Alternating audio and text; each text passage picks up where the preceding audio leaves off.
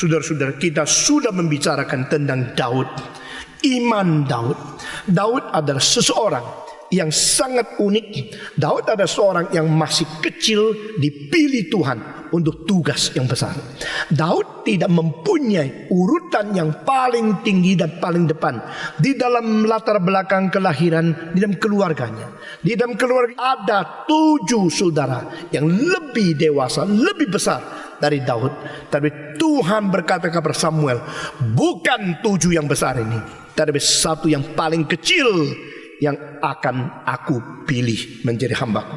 Saudara-saudara sekalian, Daud adalah seseorang yang benar-benar taat dan benar-benar sabar menunggu waktu dari Tuhan.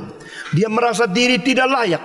Waktu dipanggil, diperlayakan, langsung dengan tegas dia memegang janji Tuhan untuk mengikuti dan melayani Tuhan. Saudara-saudara sekalian, Tuhan suka sekali memakai mereka yang rasa diri tidak layak. Tetapi jujur, Tuhan sangat tidak senang memakai orang-orang rasa diri hebat tetapi pakai taktik dan tidak jujur.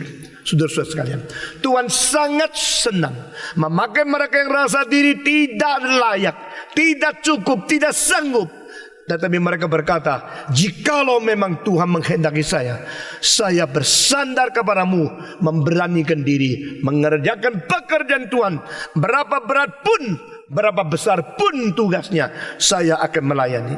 Saudara-saudara, kita melihat dengan jelas meskipun Daud kecil, tapi dia mempunyai pengalaman yang tidak diketahui oleh orang lain. Di dalam menggembalakan domba, dia begitu menjaga dombanya, begitu membela dombanya, sampai berperang dengan singa dan beruang. Tuhan Yesus berkata, 2 macam orang yang melayani. Semacam adalah gembala. Gembala yang baik mati untuk dombanya. Gembala yang tidak baik disebut seorang pekerja upahan saja. Dia datang untuk uang, dia pergi untuk uang, dan dia kalau melihat bahaya tiba, dia akan pergi, tidak peduli bahaya-bahaya yang timpa kepada dombanya. Daud sejak kecil mempunyai perasaan tanggung jawab. Itulah sebab Tuhan tidak melihat dia kecil. Tuhan tidak melihat dia terlalu muda. Tuhan melihat jiwanya yang begitu berani melawan akan musuh, begitu berani menjaga akan dombanya. Ini boleh dipercayakan untuk tugas-tugas yang berat. Tuhan Yesus berkata, barang siapa yang setia di dalam hal yang kecil, dia akan menjadi setia juga di dalam hal yang besar. Barang siapa di dalam hal yang kecil-kecil, dia sembarangan, dia tidak bertanggung jawab, Tuhan tidak mungkin memberikan sesuatu tanggung jawab yang berat untuk dia. Saudara-saudara, namun pada waktu dia ditabiskan, dia diurapi menjadi raja, dia harus menunggu berpuluh-puluh tahun baru naik ke atas takhta.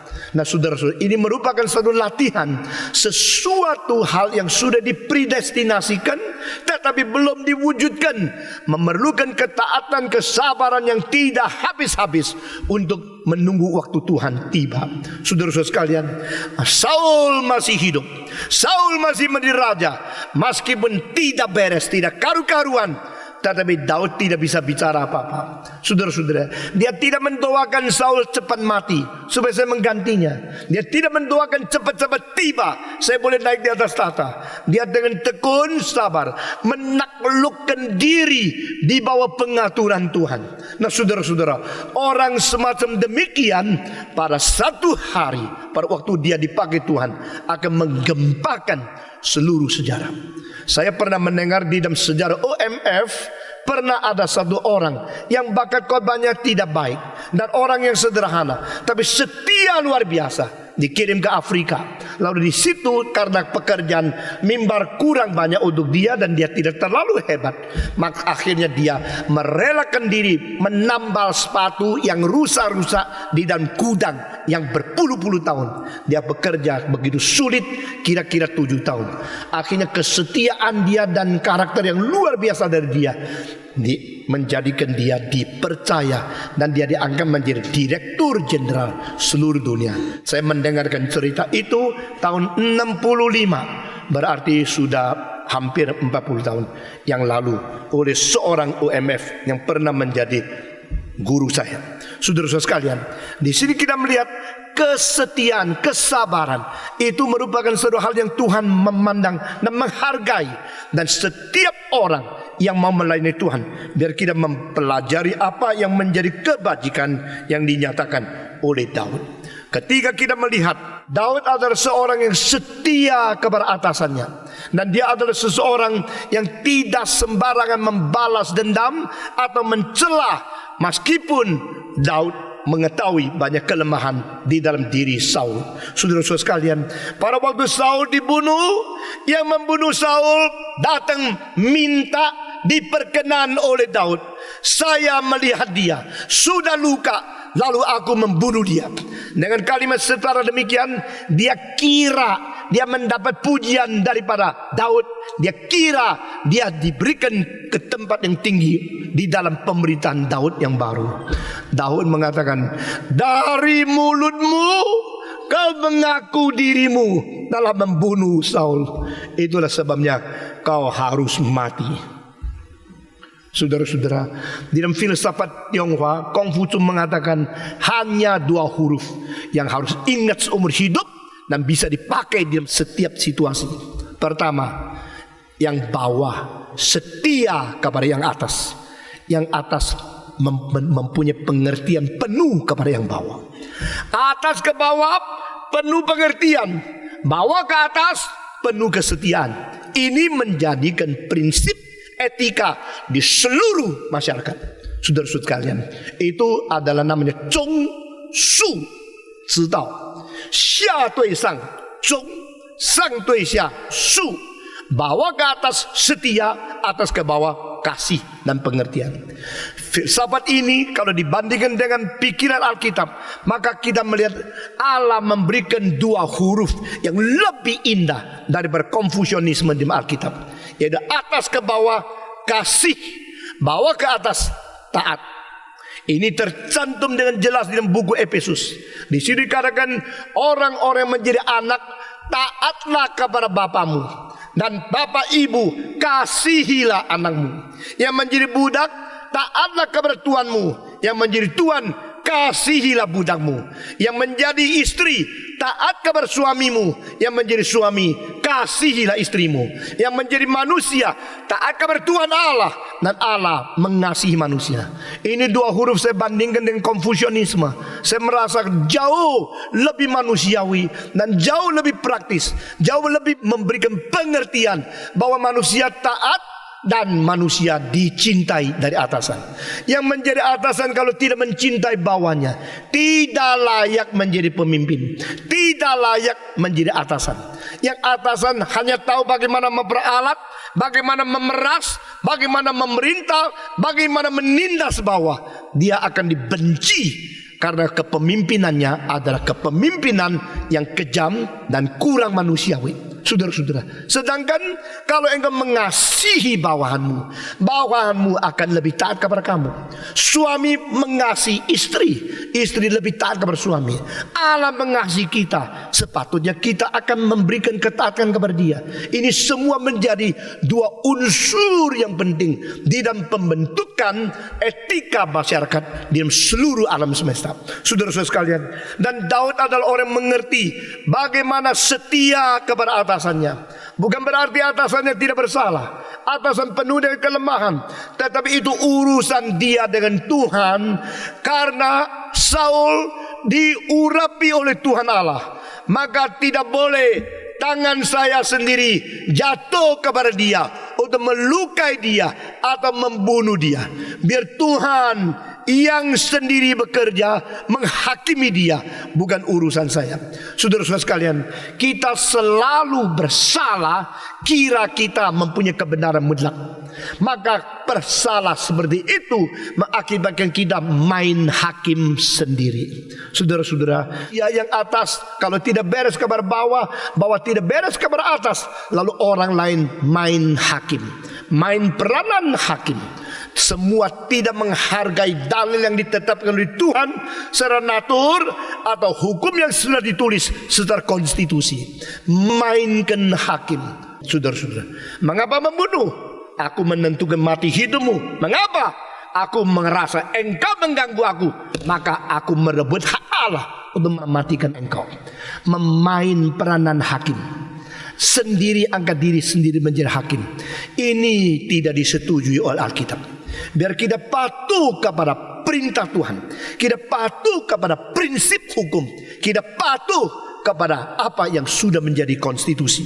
Saudara-saudara, Daud tidak mengatakan, tahu tidak siapa saya diurapi Tuhan, saya akan menjadi raja, dan engkau terus ada di situ, engkau menjadi raja yang sudah tua tidak mau mati, oke saya bunuh kamu. Tidak, dia menunggu dengan sabar. Bukan saja menunggu dengan kehendak Tuhan, dia menunggu dengan waktu Tuhan.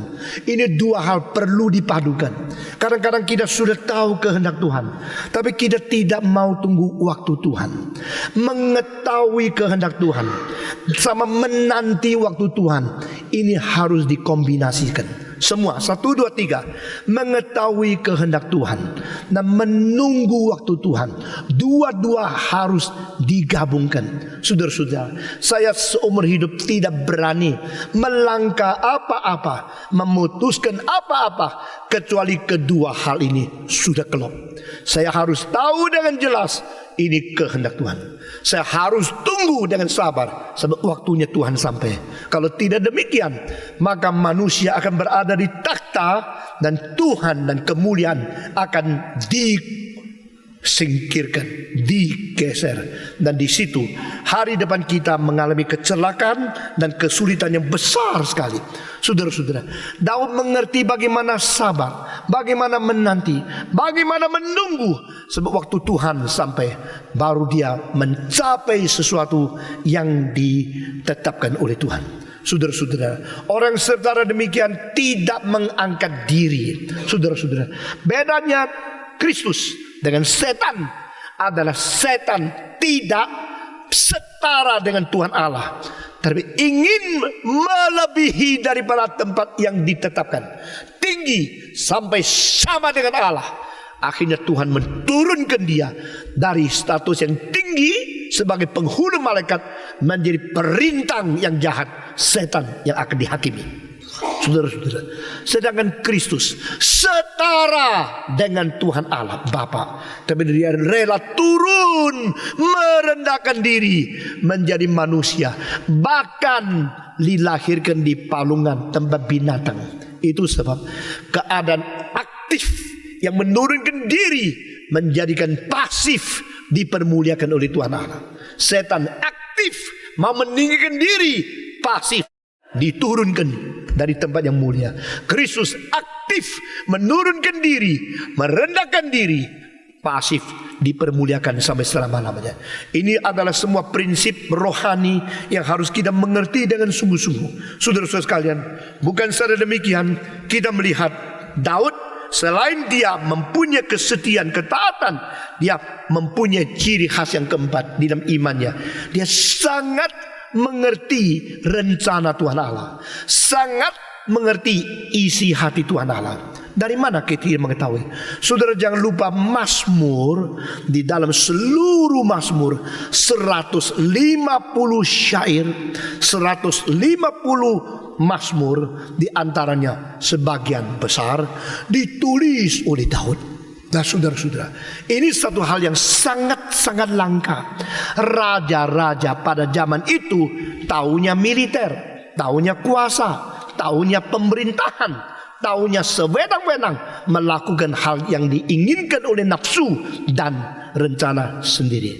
Tetapi jarang sekali raja yang sekaligus mempunyai pengalaman agama yang begitu intim dengan Tuhan, dan akhirnya mempunyai kemampuan menulis syair-syair, menulis mazmur yang begitu indah, yang boleh menjadi daya gerak untuk beribu-ribu tahun. Saudara-saudara, kalau saya membaca sebuah syair yang ditulis oleh Daud, istilahnya, pengkalimatannya, dan nuansa satu perasaan dekatnya dengan Tuhan, itu seolah-olah Tuhan berada di pinggir dia.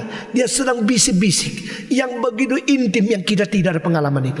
Saya seumur hidup cuma satu kali dengar doa seseorang di Bandung yang mirip seperti syair yang ditulis oleh Daud. Waktu saya berkhotbah di penjara di Bandung, selesai khotbah, lalu saya berkata, mari kita tunduk kepala. Di antara saudara, siapa yang ingin berbicara dengan Tuhan, silakan pimpin kita di dalam doa. Kita tunggu kira-kira 3 detik. Lalu keluar suara seorang pria yang berkata-kata dengan Tuhan Allah, Sang Penciptaku yang penuh dengan kasih, kemurahan, dan yang berbijaksana. Siapakah gerangan manusia sehingga kami boleh datang kepadamu? Siapakah anak manusia sehingga kami tetap dipelihara olehmu? Dari kekal sampai kekal, Engkau Tuhan kami. Engkau membikin kami dari debu, dan Engkau akan membawa kami kembali menjadi debu. Namun jiwa kami sudah diselamatkan oleh Engkau, dan rumah yang kekal sudah disediakan bagi kami. Waktu saya mendengar doa itu, saya tidak bisa bayangkan kapan saya pernah bisa mengeluarkan syair, istilah, dan kalimat-kalimat begitu indah, begitu dekat, begitu bersifat rohani, dan begitu rendah hati, dan begitu intim dengan Tuhan. Setelah dia doa, saya hampir nangis. Seolah-olah ada mazmur baru yang baru ditulis, baru dibacakan di dalam sejarah manusia. Seolah ada sesuatu taraf seperti Daud berkata-kata kepada Tuhan. Lalu saya tanya penjaga daripada orang-orang yang di penjara itu, siapa sih tadi yang berdoa waktu saya keluar? Dia bilang, itulah seseorang kriminal yang 2 hari kemudian sudah diputuskan untuk dihukum mati. Wah, saya sadar, karena dia sedang berjalan menuju kepada takhta Tuhan. Dia mengetahui hanya sisa 48 jam dia akan dibunuh mati. Pada waktu dia dengar khotbah yang saya sampaikan, Roh Kudus bekerja di hati dia. Lalu dia berkata-kata kepada Tuhan Allah, seolah-olah sudah berdiri di hadapan Tuhan, menunggu petunjuk Engkau akan tinggal di kamar mana, karena dia sudah diselamatkan. Saudara-saudara, pengalaman hidup saya tidak pernah lupa. Lalu dari situ saya membayangkan, itulah Daud. Daud seolah-olah selama hari hidup di hadapan Tuhan, bicara langsung dengan Tuhan, karena begitu intim, begitu dekat dengan Tuhan, sehingga seolah-olah suara Tuhan terdengar oleh dia secara pribadi, dan dia bercakap-cakap dengan Tuhan, dicatat oleh tape recorder Tuhan secara pribadi, lalu dikirim kepada kita, lalu ditulis di dalam mazmur-mazmur. Ini bukan kebiasaan raja. Raja itu galak, raja itu kejam, raja itu berkuasa, raja itu tidak banyak emosi yang mendalam seperti ini. Tetapi Daud lain. Daud dari kecil mengerti isi hati Tuhan. Daud dari kecil melaksanakan kehendak Tuhan. Daud dari kecil memelihara dombanya dengan tidak menghiraukan mati hidupnya sendiri. Sehingga seorang seperti ini menjadi raja, berbeda dengan semua raja yang lain. Di dalam kitab suci ada 2 raja yang unik sekali. Satu Daud, satu Sulaiman. Daud di dalam mazmur-mazmur yang ditulis menyatakan berapa dekat dan berapa mengerti di dalam jiwa dia tentang keinginan dan kehendak Tuhan Allah. Sulaiman di dalam tulisan dari Amsal Sulaiman, kita mengetahui berapa kristalisasi pengertian bijaksana dan pengalaman hidup yang begitu tinggi dan begitu memberikan inspirasi dan pencerahan kepada yang baca. Jadi Daud adalah seorang raja yang intim berhubung dengan Tuhan Allah. Solomon adalah seorang raja yang memuncak di dalam memaparkan bijaksana bagaimana hidup sebagai manusia. Saudara-saudara, ini kedua raja yang mempunyai keunggulan yang dicapai, yang tidak pernah dicapai oleh raja-raja yang lain. Semua raja sesudahnya tidak mempunyai kemungkinan atau mempunyai fakta wujud bahwa mereka bisa menulis syair dan literatur yang begitu tinggi. Heran sekali pada abad ke-19 orang-orang liberal yang berada di dalam itu Jerman, khususnya dari Tübingen School, mereka berani mengatakan 3000 tahun yang lalu, zamannya Daud, tidak ada literatur yang begitu indah. Itu semua adalah tulisan susulan kira-kira 2-3 abad sebelum Yesus Kristus. Saudara-saudara sekalian, mereka menghina, mereka tidak mengakui.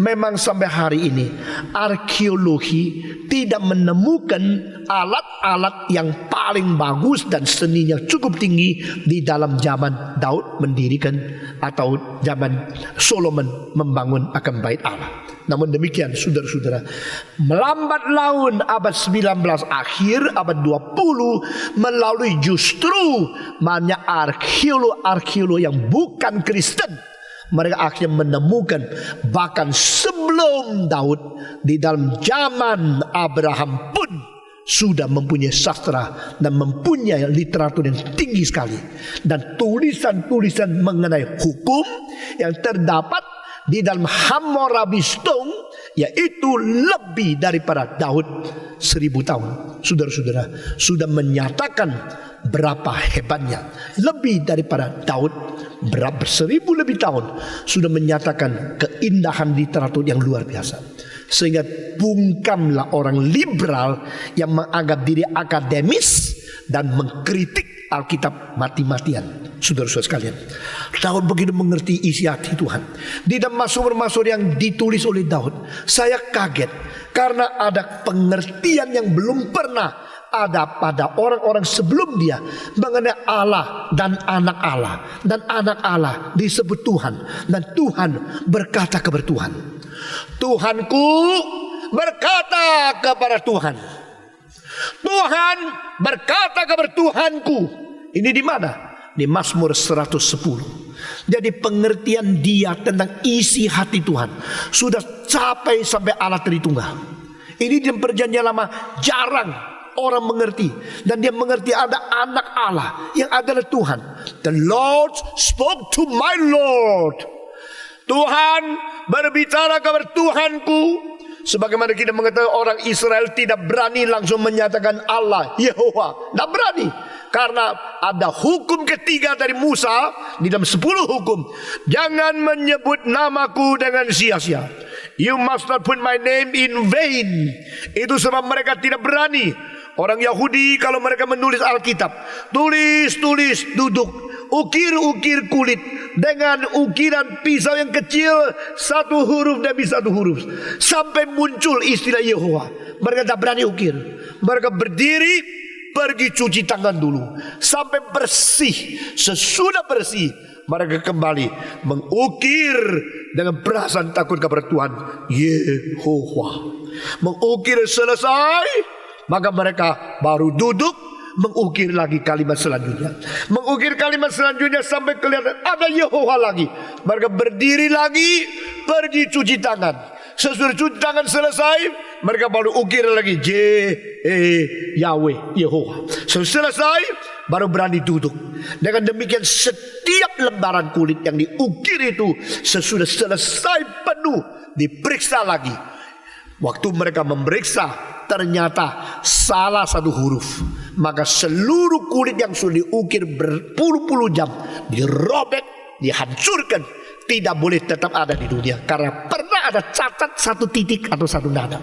Sesudah itu mereka mulai tulis lagi sampai diperiksa tidak ada satu huruf, satu titik yang salah atau kelebihan, baru itu kulit boleh tinggal di dunia. Dengan demikian ini menjamin kitab suci beribu-ribu tahun sampai tangan kita tetap boleh dikatakan sama dengan yang asli, karena mereka begitu takut kepada Tuhan.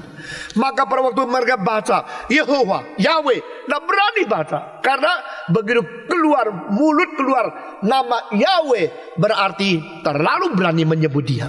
Akhirnya mereka setiap kali sampai pada Yahweh, mereka menggantinya dengan Adonai. Istilah Adonai berarti Tuhan, Tuhan. Jadi mereka tidak sebut Yahweh, tidak sebut Yehova, mereka sebut Adonai. Adonai. Di dalam khotbah dia bicara selalu memakai istilah Adonai. Nah, sampai pada waktu Daud dia mengatakan Adonai berkata kepada Adonaiku. Nah, ini menjadi suatu keganjilan. Apakah Daud salah? Kenapa Daud mengatakan kalimat ini? Tuhan itu cuma satu. Tuhan esa adanya. Tuhan hanya satu. Tapi Daud mengatakan Tuhan berkata kepada Tuhanku. Lalu Tuhanku itu siapa? Itu akhirnya menjadi Allah yang mengunjungi dunia, Allah yang jelma menjadi manusia. Dia menjadi juru selamat yang berada di sejarah, yaitu Yesus. Maka yang disebut Daud adalah orang yang mengerti isi hati Tuhan. He is the man who is after the mind of God, understand the will of God. Saya mengerti sebagai begitu. Dia adalah orang yang paling mengerti kristologi di dalam perjanjian lama. Saudara-saudara, Daud begitu mengerti, seolah Allah Bapa mempaparkan, membocorkan rahasia pengwahyuan yang paling fokus, yang paling inti, yang paling mendalam kepada dia.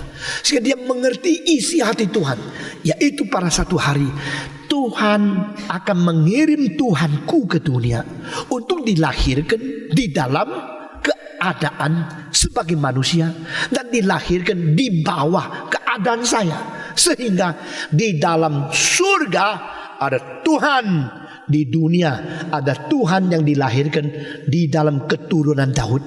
Nah ini herannya, Tuhan kok menjadi keturunan Daud, keturunan Daud kok menjadi Tuhan. Lalu seolah dia melihat Tuhan yang akan menyelamatkan manusia duduk di sebelah kanan Allah dan berada di depan dia, dan dia berbicara sama dia, dan dia mendengar antara Tuhan di surga berkata kepada Tuhan yang akan menjadi jelma, menjadi manusia. Percakapan, conversation itu terdengar oleh dia, dan dia catat di dalam Mazmur 110. Saudara-saudara, tidak ada orang mengerti isi hati Tuhan seperti Daud di dalam perjanjian lama. Seorang raja yang sibuk dengan politik, administrasi, organisasi negara, militer, kekuasaan, keuangan, pajak dan sebagainya. Dia meluangkan waktu begitu dekat dengan Tuhan, dan dia mengerti isi hati Tuhan, serta dia bisa mencatat apa yang dikatakan Tuhan kepada Tuhan yang lain. Tuhan kepada Tuhan yang lain, kalau begini bukan menjadi bercabang, bukan esa, bukan menjadi mendui, menjadi dua yang bersyarat sebagai Tuhan. Nah ini akhirnya dikutip oleh Yesus Kristus. Waktu ditanya, Yesus menanya orang Farisi, siapakah Kristus? Mereka mengatakan dia adalah Tuhan. Mereka tidak tahu Yesus itu Tuhan. Lalu Yesus mengatakan kepada dia, kalau memang dia Tuhan, kenapa dia menjadi keturunan daripada Daud? Mengapa menjadi turun-temurun dilahirkan sebagai anak Daud? Kalau dia adalah anak Daud, betul, dia anak Daud menurut kitab suci. Kristus dilahirkan dari Daud, Kristus dilahirkan menjadi keturunan Daud. Kristus harus berada di dalam suku Yehuda dan di bawah Daud. Kalau begini sudah mereka jawab, Yesus menjawab kembali, kalau dia adalah cucu daripada Daud, mengapa Daud sebut dia Tuhan? Adakah orang panggil cucu Tuhanku? Ada nggak? Engkau besok sudah mempunyai anak, mempunyai cucu, mempunyai cicit, mempunyai cicit apa itu, buyut. Lalu itu salah satu buyutmu engkau panggil Tuhanku, Tuhanku, begitu. Ini kristologi yang sulit dimengerti. Ini hal yang tidak pernah mungkin dijelaskan secara rasio. If he is God, how can he become the descendant of David? Kalau dia itu Allah, karena hanya Allah yang boleh disebut sebagai Tuhan, lalu dia Tuhan, mengapa disebut sebagai keturunan Daud? Kalau dia keturunan Daud, lebih besar mana Daud sama dia? Pasti lebih besar dia dong, karena Daud itu nenek moyang dia. Kalau Daud nenek moyang dia, kenapa nenek moyang memanggil cucut buyut itu sebagai Tuhan? You harus mengerti, ini mengandung arti inkarnasi Tuhan Allah ke dalam dunia, yang orang Farisi sama sekali buta. Saudara-saudara, orang Farisi itu orang akademis, orang Farisi dia ahli Taurat, orang Farisi hafal firman, hafal perjanjian lama, hafal semua peraturan. Mereka bahkan merumitkan dari 10 hukum menjadi 200 lebih, lalu menjadi 612. Merumitkan serumit mungkin supaya orang mengetahui hebat. Mereka mengerti secara mendetail, mengerti secara komprehensif, mengerti secara sempurna segala seluk-beluk daripada hukum Allah. Tapi saudara-saudara, setelah makin lama makin merumitkan, mereka lupa dasar, lupa fokus, lupa perintah yang paling penting. Sehingga orang berkata kepada Yesus, sebenarnya menurut engkau perintah Allah yang mana sih yang paling besar? Karena 612. Jadi kalau apa perintah Allah dihafal-hafal dari 1 sampai 600, engkau sudah pergi 2 jam belum selesai. Yang mana sih yang paling besar? Seorang berkata, aduh saya kalau baca kitab suci bingung. Coba kasih tahu ayat yang paling penting mana? Sama. Yesus mengatakan, perintah Allah pertama, Allahmu Allah yang tunggal. Cintailah dia dengan segenap pikiranmu, sebulan hatimu, sekuat tenagamu dan seluruh sifatmu. Ini pertama. Kedua, sama. Cintailah tetanggamu, sesamamu seperti engkau mencintai dirimu sendiri. Love God and love man. Cinta Allah, cinta manusia. Ini ada inti dari seluruh perintah, saudara-saudara sekalian. Nah, di sini kita melihat perintah-perintah yang diperumitkan oleh orang-orang Farisi sampai tersesat di tengah-tengah rimba perintah yang tidak tahu jalan keluarnya apa. Tuhan mengkumpulkan sendiri. Nah, Tuhan Yesus adalah reduksionis yang besar sekali, yang memberi pengertian kepada kita di mana intinya, fokusnya, nuklir dari seluruh firman Tuhan. Saudara-saudara sekalian, tetapi Daud dia mengetahui bahwa Tuhan berbicara kepada Tuhanku. Itu yang kedua, itu adalah yang bersifat ilahi, tetapi akhirnya inkarnasi ke dalam dunia.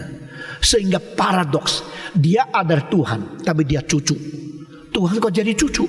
Kalau Tuhan menjadi cucu, Daud menjadi engkongnya Tuhan loh. Betul tak? Sama seperti orang Katolik mengatakan Maria ibu daripada Tuhan Allah, Theotokos. Padahal istilah itu di dalam asli teksnya di Credo Chalcedonia hanya mau menunjukkan bahwa Maria mengandung Kristus di dalam rahimnya.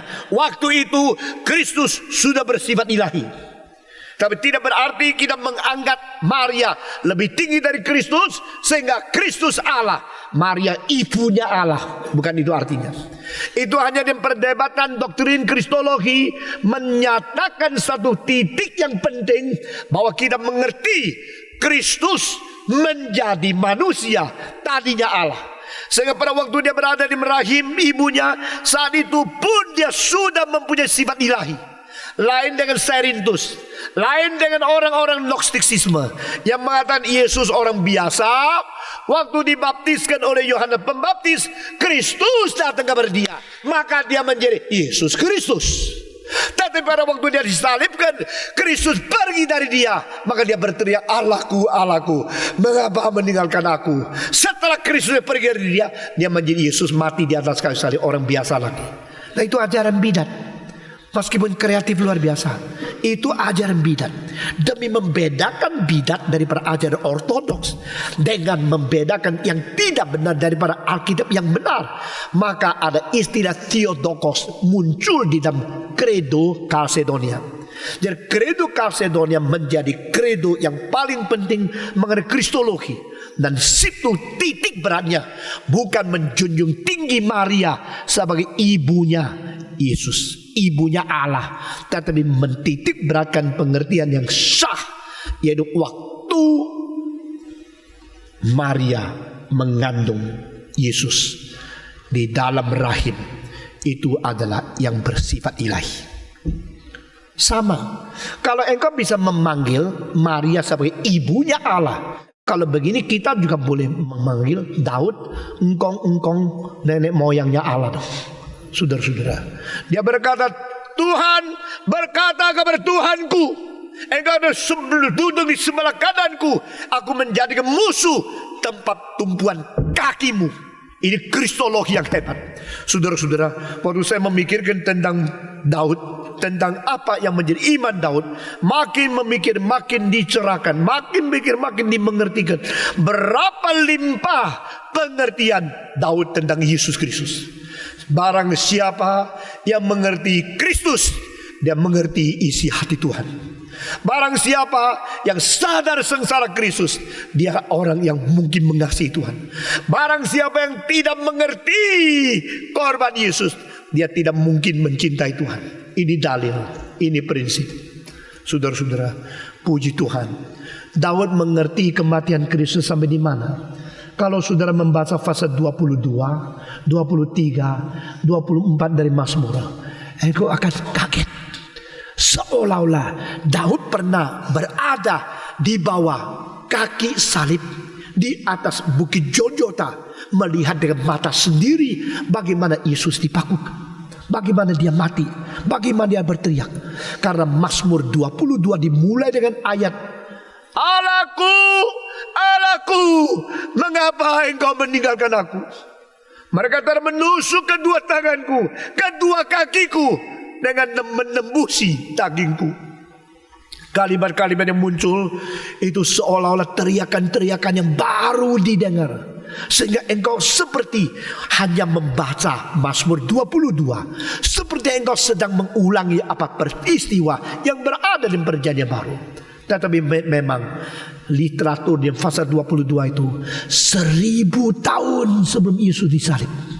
Sehingga Daud adalah orang yang mengerti isi hati Tuhan, seintimnya, sedalamnya, seakuratnya, yang boleh dikatakan tidak ada bandingnya. No compare, no compete, no one can surpass in the Old Testament the understanding of Christology than King David. Saudara-saudara, tidak salah Tuhan mengatakan inilah orang yang kupilih karena dia mengetahui isi hatiku. Saudara-saudara, seumur hidup kalau kita mengerti banyak hal, maka dua lapisan. Mengerti yang dicipta oleh Tuhan sebanyak mungkin, engkau menjadi saintis. Mengerti hati pencipta sebanyak mungkin, engkau menjadi teolog yang intim. Saudara-saudara, bedanya sains dengan teologi. Sains mengerti yang dicipta oleh Tuhan, teolog mengerti sang pencipta. Ngerti bedanya? Lebih banyak orang suka mengerti fisika, mengerti kimia, mengerti astronomi, mengerti pelajaran ini itu yang dicipta oleh Tuhan. Sedikit orang yang mau mengerti sang pencipta sendiri. Mengerti sang pencipta itu namanya teologi. Mengerti yang dikirim oleh sang pencipta menyelamatkan kita itu namanya kristologi dan soteriologi. Mengerti rencana Allah yang kekal, itulah lebih penting daripada mengerti dunia yang sementara yang diciptakan. To understand the created world is different from to understand the creator of the world. To understand events that happen in history is different from to understand the planning of God in eternity for the process of history. To understand the incarnation, to understand the crucifixion, to understand the salvation. Ini adalah pengertian yang paling dalam di antara segala pengertian.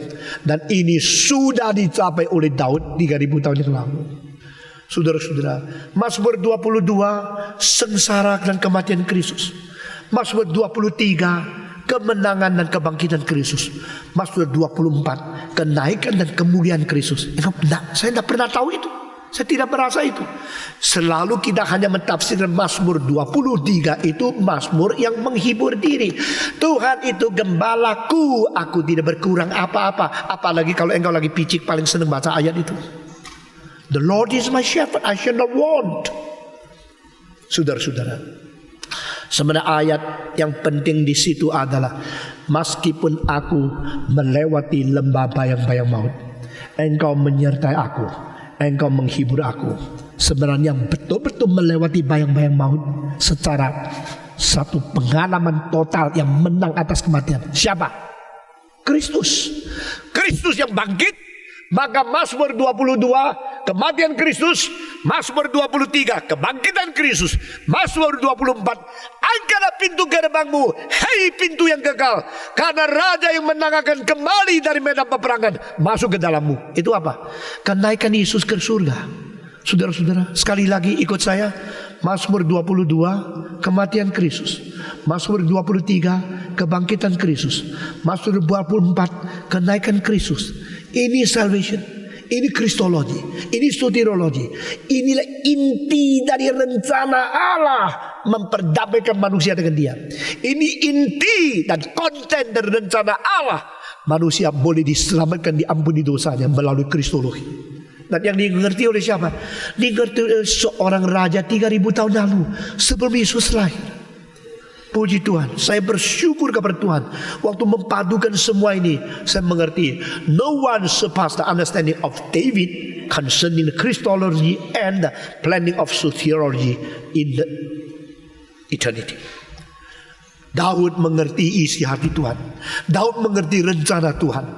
Daud mengerti kiriman Yesus Kristus sebagai juru selamat. Daud mengerti bagaimana dia disengsarakan, dia mana dimatikan, bagaimana dipaku, dan bagaimana dibuang. Daud mengerti di dalam Mazmur yang lain, dia telah meraba-raba dan mendapatkan satu gambaran yang sangat kabur, tetapi tidak ada yang tidak cocok, bahwa Yesus akhirnya juga akan dipaku dan tidak ada satu tulang yang dipatahkan. Ini semua ditulis. Oh, semua tulis begitu tepat, sehingga kalau kita pakai the law of probability, law kemungkinan untuk menggabungkan, sebenarnya engkau memasang itu siksak, memasang itu akan sesuatu menjadi gambar yang jadi. Itu tidak ada kemungkinan itu kurang daripada 1/10 juta. Kalimat-kalimat Alkitab digabung satu persatu. Seorang dilahirkan di Bethlehem, seorang tidak dibunuh, seorang dibesarkan, umur 30 bekerja, lalu dibunuh, dipaku di atas salib. Waktu dipaku, cecer dengan semua perampok, dan waktu dikubur orang kaya, dan waktu dimatikan, tulangnya tidak patah. Coba engkau bikin sesuatu sandiwara supaya cocokkan semua daripada profesi, semua dari nubuat mengenai Kristus di perjanjian lama. Tak mungkin. Itu kemungkinan kurang daripada 1/10 juta. Kecuali memang sejarah dipimpin oleh Tuhan, dan Kristus lahir di Bethlehem, Kristus mati di Golgota, Kristus dipaku, Kristus akhirnya tidak ada tulang yang patah, Kristus dikuburkan di tempat kuburan. Semua, bahkan dia dijual dengan 30 keping perak. Semua tertulis. Itu pengertian Daud tentang isi hati Tuhan sampai begitu. Itu bagaimana dia begitu mengerti isi hati Tuhan. Saya tidak tahu. Saya cuma tahu anak yang pintar adalah anak yang lihat mata papa, sudah tahu apa yang diinginkan oleh papa. Anak yang goblok sudah dipukul setengah mati masih belum sadar. Saudara-saudara, kita yang sudah pernah menjadi ayah, kita tahu kok anak mana yang mempunyai pengertian, gampang mengerti. Kita lihat dia sudah tahu. Belum kita ngomong dia sudah pergi kerjakan. Itu senangnya luar biasa. Seorang tua melihat anak yang mengerti hati kita, atau kita cinta dan dia luar biasa senang sayangnya. Kok begitu mengerti ya? Aduh, engkau begitu mengerti. Bentuk saudara-saudara, saya juga sebagai orang tuamu, saya ingin kalau kau mengerti gerakan ini apa, gereja ini mengapa didirikan, apa posisi kita di dalam dunia sekarang, mengapa sudah banyak gereja tambah satu gereja lagi. Mengapa harus korbankan begitu banyak kebaktian yang besar di luar negeri, hari Minggu di sini untuk kamu? Mengapa? Kalau ia mengerti isi hati orang tuamu, kalau kita mengerti isi hati Tuhan kita, Tuhan sangat bergembira, sangat berkenan. Daud adalah orang yang berkenan di hatiku. Itu ucapan dari Tuhan Allah sendiri. Tuhan mencari juga di antara kita siapa orang Kristen yang berkenan di matanya. Siapa orang Kristen mengerti isi hatinya. Siapa orang Kristen baca kitab suci bukan untuk mau banding saya lebih pintar mengerti, tapi lebih mengenal, lebih mengetahui insyaf isi dan rencana hati Tuhan untuk dunia ini. Ini Daudnya. Ini ada poin selanjutnya. Sesudah itu kita melihat iman Daud tidak terlepas. Dia hanya seorang manusia yang bisa salah. Kadang-kadang kalau ada orang-orang rohani yang kita rasa hebat, lalu kita menuntut dia sehingga seolah-olah dia tidak boleh bercacat celah. Akhirnya kita menjadi orang terlalu kejam untuk menghakimi orang-orang diperkenan oleh Tuhan. Maka Tuhan Allah kadang-kadang membiarkan orang-orang yang paling disukai oleh dia gagal, supaya orang lain mengetahui dia hanya manusia, supaya semua idola kita jatuh dan kita tetap menjunjung tinggi hanya Tuhan. dengar kalimat-kalimat ini baik, supaya idola-idola kita jatuh, sehingga kita kembali hanya menjunjung tinggi satu-satunya Tuhan. Maka Tuhan membiarkan tokoh-tokoh iman jatuh, biar lemah, biar mereka menyatakan kekurangan-kekurangan. Baru kita sadar, mereka itu manusia. Pendeta yang paling besar manusia, pengkhotbah yang paling agung manusia, banyak kelemahannya. Kadang-kadang Tuhan membiarkan kita jatuh, bikin kita malu, bikin kita dihina, supaya engkau tahu engkau hanya manusia. Nah, ini adalah satu dalil yang sangat ajaib. Justru yang paling baik, yang paling hebat, kadang-kadang Tuhan lepas sedikit, dia langsung jatuh roboh habis-habisan. Daud demikian. Saudara-saudara, sebelum Musa mengumumkan tidak boleh membunuh, Tuhan membiarkan dia membunuh dulu. Sesudah membunuh baru serahkan kepada dia perintah tidak boleh membunuh. Sehingga kalau waktu dia mana, jangan membunuh, tidak enak hatinya. Saya ini tidak layak menjadi hamba Tuhan. Dia bisa menjadi rendah hati, tidak sandar kepada diri. Demikian Daud. Saudara-saudara, Daud hidup di dalam sesuatu peperangan psikologi yang sangat sulit diatasi. Karena menurut kebiasaan raja-raja pada waktu itu, dia boleh sembarangan. Mau mendapat 500 istri, gampang. Siapa tidak mau nikah sama raja? Siapa berani lawan kalau raja yang memilih? Dia boleh sebisanya melampiaskan nafsu. Dan Daud kalau mau, dia boleh sembarangan membunuh orang yang dia tidak senang. Daud adalah seorang raja yang mempunyai kuasa mutlak pada zaman feudalisme, pada zaman 3000 tahun yang lalu. Dan Daud sudah tidak sadar, tercemar, terpengaruh oleh kebiasaan-kebiasaan melarat daripada orang-orang yang mempunyai hak istimewa. Demikian kamu orang Kristen, tapi kamu hari Minggu mendengar firman, hari Senin sampai hari Sabtu berada di tengah-tengah orang berdosa. Itu sebab kamu gampang lupa firman, jerumus di dalam perzinahan.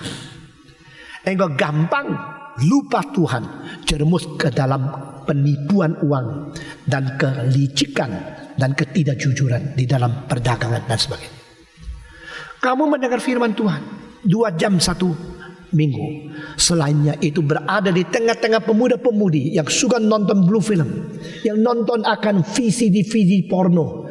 Engkau gampang lupa sekejap, lalu engkau mencari perempuan. Nah, saudara-saudara, pada saat-saat seperti begini, engkau harus ingat, I keep your word in my heart, and I avoid myself from temptation. Pada satu hari Daud pagi-pagi di tempat tinggalnya yang tinggi, dia menikmati burung, melihat sudah. Lalu dia lihat ke bawah, ada perempuan cantik mandi. Wih, posturnya, tubuhnya, daging, warna kulitnya. Dan waktu dia mandi, sikapnya begitu romantik. Dia terus tak mau masuk rumah, lihat terus. Kesempatan mana lagi? Besok pagi mungkin dia tidak mandi. Kemarin juga tidak pernah lihat. Ini hari kesempatanku. Melotot melihat, lalu mikir yang tidak-tidak. Saudara-saudara, alangkah baiknya kalau dia tidur sama saya. Tetapi ini sudah bersuami. Coba kirim orang tanya, rumah di situ kira-kira nomor berapa? Yang atapnya begini, yang pinggirnya ada kolam, ada dinding yang tutup tapi atas bisa lihat. Itu nomor berapa? Perempuan itu siapa? Ada suami atau tidak? Laporan datang, saudara suami. Aduh, gua kok tidak dapat istri yang cantik seperti itu ya. Kalau itu tidur sama saya berapa nikmat adanya. Tapi ada suami, wah si suami ini, keberadaanmu menghalangi kebebasanku. Karena engkau sudah mendapatkan dia, aku tidak bisa dapatkan dia. Satu-satunya jalan, satu-satunya cara adalah ada aku tidak kamu, ada kamu tidak aku. Duel. Ada apa? Raja duel sama orang biasa. Kirim dia perang kan mati sendiri. Nah, mulai mikirkan cara bagaimana memusnahkan si laki ini supaya aku boleh mendapatkan perempuan yang cantik ini menjadi istriku. Padahal sudah memberi istri. Lalu dia memikir, oh paling baik jangan sendiri membunuh. Kalau saya sendiri membunuh dia, saya berdosa. Lebih baik dia dibunuh oleh orang lain. Anggap itu adalah sesuatu kesempatan yang Tuhan berikan kepada aku. Lalu aku memelihara janda, menerima janda. Berarti aku dermawan. Saudara-saudara, manusia diberi akal dan akal selalu menyeleweng. Manusia diberi kepintaran selalu menjadi budak kemauan yang jahat. Arthur Schopenhauer mengatakan, our will is our master and our reasoning is serving our will. Manusia selalu melayani kemauan dengan cari alasan untuk mendukung. Kalau saya membaca surat, hal pertama yang saya perhatikan motivasi. Saya tidak mau ditipu. Kalau saya mendengar orang ngomong, pertama kali saya berdoa, yang saya doa di hadapan Tuhan, apa yang dia mau, bukan apa yang dikatakan. Karena rasio selalu diperalat, rasio selalu dibelenggu, rasio selalu dimanipulasi oleh kemauan, sehingga cari alasan untuk mendukung apa yang sudah kau tetapkan. Kalau engkau sudah tetapkan segala sesuatu, baru minta dukungan rasio. Makin belajar, makin pintar, makin rasional, engkau adalah makin tidak jujur daripada motivasi yang asli. Manusia sudah pintar di dalam mencari dukungan. Begini, kenapa begini? Gini loh, sebab ini, sebab itu, sebab ini. Kita mengharapkan rasio dan alasan kita makin banyak, makin memperkenal orang lain. Alkitab mengatakan Tuhan melihat hati, bukan melihat lahirnya. Daud jatuh di dalam dosa yang terbesar seumur hidup sejak dia lahir. Dia begitu indah, begitu suci, begitu baik, begitu cinta Tuhan, begitu dicintai, diperkenan oleh Tuhan. Mendadak dia terjerumus oleh arus dunia. Apakah itu engkau dan saya? Jangan kira rohanimu sudah begitu dekat sama Tuhan, engkau sudah belajar soteriologi, kristologi, maka mengerti inkarnasi, mengenai rencana Allah keselamatan, tapi mendadak blank, ada blind spot, ada satu saat engkau menjadi buta karena setan memberikan kegelapan kepada engkau. Lalu engkau melihat kecantikan wanita lebih penting dari firman Tuhan. Engkau melihat kenikmatan seks lebih penting dari kesucian. Engkau melihat wajah yang indah itu boleh mengganti kehadiran Tuhan Allah. Maka perintah datang kepada rumah itu. Dibaca perintah dari raja supaya orang ini harus ikut peperangan yang diatur di mana. Dan Daud sengaja suruh jenderalnya taruh suaminya Batseba ini di tempat yang paling bahaya supaya boleh jadi dibunuh. Ini semua rekayasa, semua ada rencana supaya menyingkirkan segala yang merintangi kemauan dia. Bukan cara rasionya cukup, kemauannya, taktiknya, strateginya. Akhirnya benar-benar orang lapor. Raja Daud, Sri Baginda yang mulia, ada laporan dari jenderal di front yang paling depan.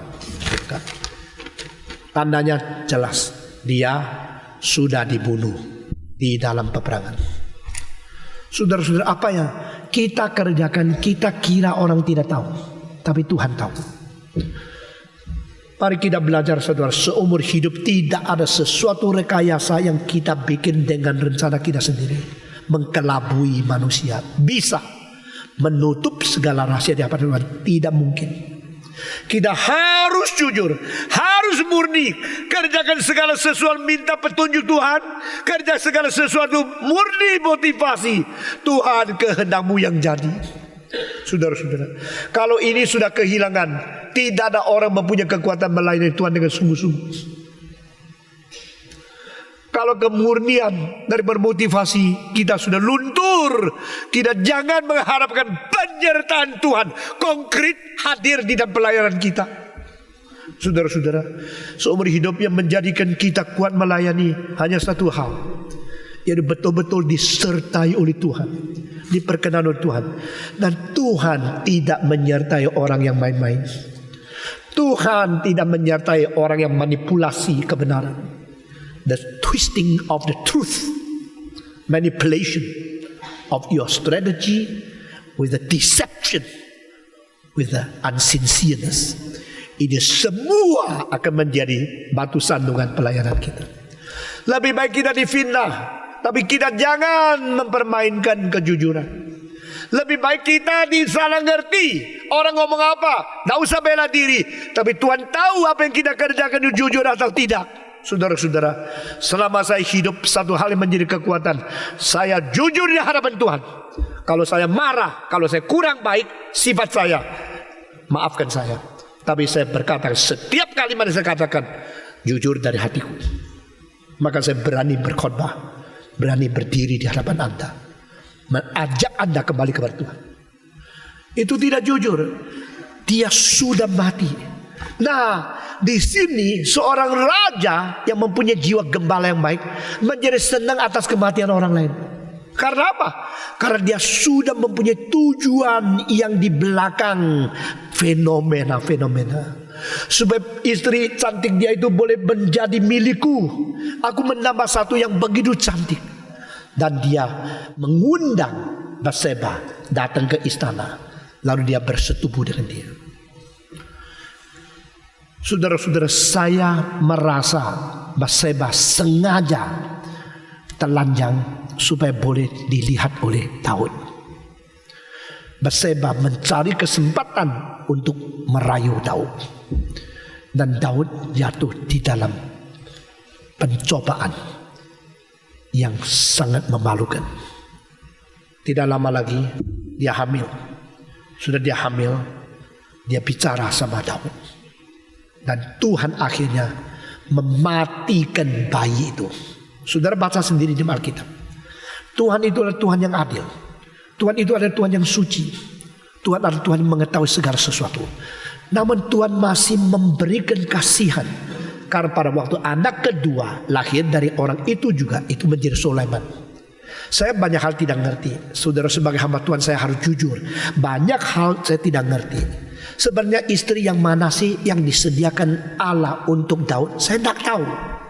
Dia sudah mempunyai beberapa istri tetapi tidak melahirkan nenek moyang dari Yesus Kristus. Justru melalui Batseba yang Tuhan paling tidak senang peristiwa itu. Disitulah Kristus turun daripada dia. Saya tidak ngerti. Kadang-kadang kita hanya mengetahui ada anugerah sisahan kepada orang yang sudah berbuat salah. Atau memang Batseba itu adalah penetapan Tuhan bagi Daud. Tapi Daud dah sabar nikah dulu yang lain. Saya tidak ngerti. Saya benar-benar tidak ngerti. Tetapi saya mengerti kalau sudah nikah jangan ganti pasangan. Itu saya perintahkan kepada kamu. Yang sudah nikah harus baik-baik kepada istrimu. Engkau bilang dulu gak ngerti si pilihnya salah. Sekarang baru tahu kalau pilih mesti begini. Giliran anakmu bukan kamu. Ada seorang di Surabaya. Aduh gua bodoh lu. Nikahnya terlalu muda. Sekarang baru tahu atuh nyonya gua itu tidak bagus. Anak gak bagus yang cantik itu banyak sekali. Tapi sudah katung ya apa ya. Aduh nyesel nikahnya terlalu cepat. Orang yang nikah cepat, nikah lambat, pokoknya sudah nikah, tutup mata semua. 1, 2, 3. Tidak peduli nikah cepat, nikah lambat, sudah nikah, tutup mata. 1, 2, 3. Nikah cepat, nikah lambat, sudah nikah, tutup mata. Sebelum nikah, buka mata besar-besar, tangan tidak goyang. Semua 1, 2, 3. Sebelum nikah, ayo semua 1, 2, 3. Sebelum nikah, mata buka besar-besar, tangan tidak goyang. Setelah nikah, mata tutup rapat-rapat dan mulut tidak goyang. Semua 1, 2, 3. Sesudah nikah, mata tutup rapat-rapat, mulut tidak goyang. Tidak usah cerewet lagi. Udah. Lalu nikmatilah istrimu yang dari muda menikah dengan kamu. Saudara-saudara, perempuan itu kasihan. Dia seumur hidup 2 pasang orang tua. Dan setelah dia nikah, kehilangan dia punya marga. Anak-anaknya semua Tong. Semua dimasuk ke dalam Tong. Anaknya Stephen Tong. Dia kehilangan identitas. Nah dia harus panggil papa mama saya menjadi papa mama dia. Umur 3 papa saya sudah mati. Jadi dia mempunyai 1 ibu lagi. Saya juga memanggil ibunya ibu. Memang begitu. Tapi saudara-saudara, Setelah nikah kita harus bersatu dan lupa akan segala sesuatu. Sebelum nikah silakan pilih, silakan cerewet, ini kurang bagus, ini hidungnya kurang mancung, itu matanya kurang bagus, silakan. Tapi tangan jangan goyang-goyang. Itu hakmu cerewet. Setelah nikah tutup mata, nikmati saja.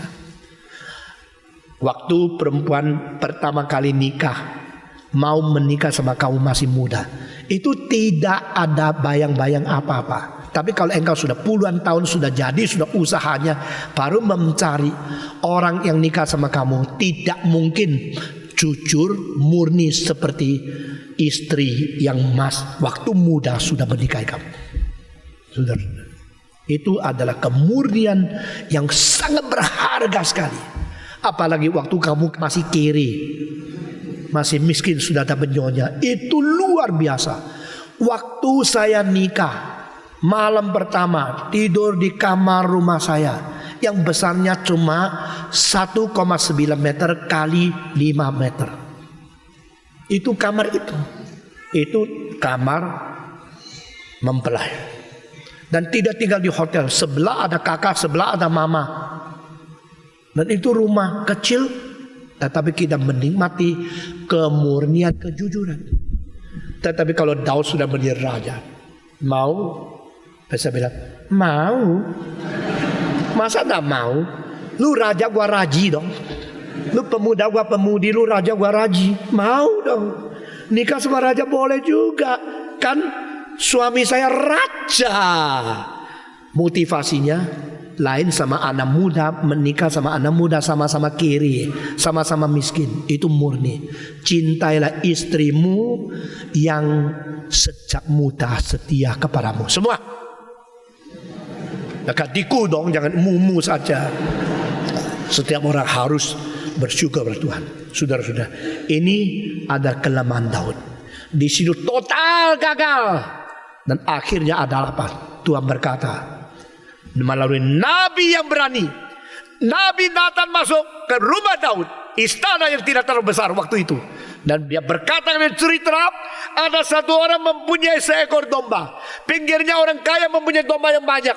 Waktu dia menjalankan pesta, tidak berani, tidak mau membunuh domba sendiri. Ambil domba sebelah yang miskin, dipotong untuk menjadi perjamuan bagi orang-orang yang dia jamukan. Bagaimana? Waktu dia mendengar cerita daripada Nathan seperti begitu, Daud marah sekali. Kurang ajar orang itu.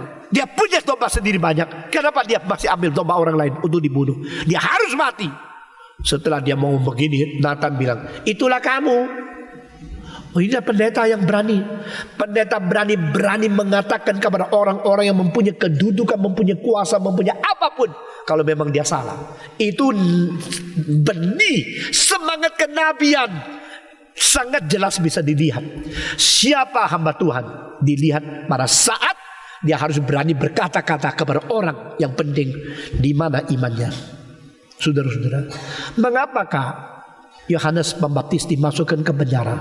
Karena dia berkhotbah, dan khotbah itu mengganggu Herodes. Kau telah mengambil istri kakakmu dan berzina dengan dia. Kau berdosa. Kalimat itu membuat dia harus mati. Kalimat itu menyelesaikan tugas dia sebagai hamba Tuhan. Kalimat itu membawa dia masuk penjara. Bodoh ya Yohanes. Diam-diam aja dong. Khotbah yang lain dong. Supaya tidak mengganggu. Masih bisa umur panjang kok. Masih umur 30. Gara-gara khotbah kayak begini mati. Saudara-saudara, kalau Yohanes tidak khotbah itu, dia khotbah sampai umur 80 baru mati. Dia tidak ada keistimewaan dan tidak menjadi contoh untuk mendorong hamba Tuhan yang lain bersejarah untuk menjadi orang yang setia. Tapi dia rela mati umur 30 dengan satu khotbah yang begitu berani. Dia menjadi contoh dari zaman ke zaman, untuk menerangi, untuk memimpin, untuk mempengaruhi, untuk mendorong semua hamba Tuhan berjiwa nabi untuk berani memberikan koreksi kepada orang yang besar di dalam dunia. Saudara-saudara, Daud akhirnya dihukum oleh Tuhan. Engkau kalau kurang, beritahu kepada saya. Tapi engkau kenapa merampas istri orang lain dengan cara membunuh suaminya pakai siasat? Demikian firman Tuhan. Pisau, pedang tidak akan berhenti berada di dalam rumahmu. Keturunanmu akan dibunuh secara tidak sah. Saudara-saudara, kalau engkau selidiki Alkitab, maka Daud yang begitu dicintai oleh Tuhan, akhirnya anak-anaknya harus mati 4. Tidak wajar. Karena apa? Allah tidak boleh dipermainkan. Engkau bilang, saya seperti Daud, berkenan kepada Tuhan, saya jadi majelis, seorang mengerti firman Tuhan, saya seorang pemimpin. Kalau engkau berdosa, Tuhan bilang, hei, tidak ada nepotisme ya. Engkau mesti tahu ya, tidak hak istimewa ya. Meskipun engkau orang yang paling mengerti aku, tetap hukuman datang kepada keluargamu. Saudara-saudara, paku boleh dicabut, lubang paku tetap ada di situ. Dosa bisa diampuni, akibat dosa akan ditanggung terus-menerus. Jangan main-main. Mari kita berdiri. Bapa terima kasih, Bapa terima kasih, Bapa di dalam surga, ku beri terima kasih. Mari kita berdoa di hadapan Tuhan, berdoa bersyukur untuk firman yang kita dengar, berdoa bersyukur untuk semua contoh di dalam Alkitab, berdoa supaya kita boleh menjadi orang yang benar-benar hati-hati, benar-benar mencintai Tuhan.